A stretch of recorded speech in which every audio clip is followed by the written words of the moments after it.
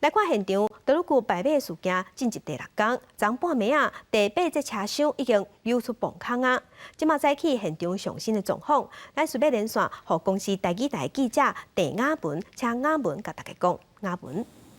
代替台乐高第8节的车厢，对昨下半暝12点外的时阵，已经对崩坑来顺利来刷出来，但是因为车厢损害严重，车身只剩1/4，所以刷的过程当中是一度来。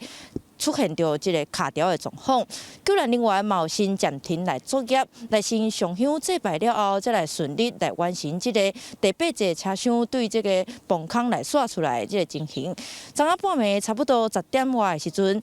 交通部长林佳龙嘛有来到现场来关心即卖作业进行。 回顾代志发生到今已经是第6天的时间，因为第7节甲第8节的车厢是损害较严重的，所以救援人员呢先对第7节甲第8节做切割的方式，甲因来分开。昨下下晡3点外开始，嘛先对第7节车厢来开始来做豆豆移刷，因为伊的车身甲转向器的部分是较完整的，所以因是甲这个第7节车厢先刷到这个钢板上，再豆豆用20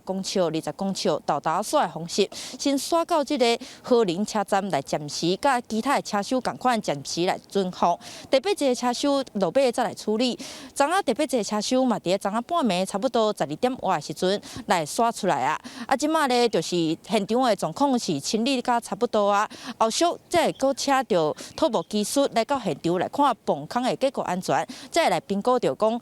何时再来开放着双向的通车。以上是记者伫花莲的采访报道。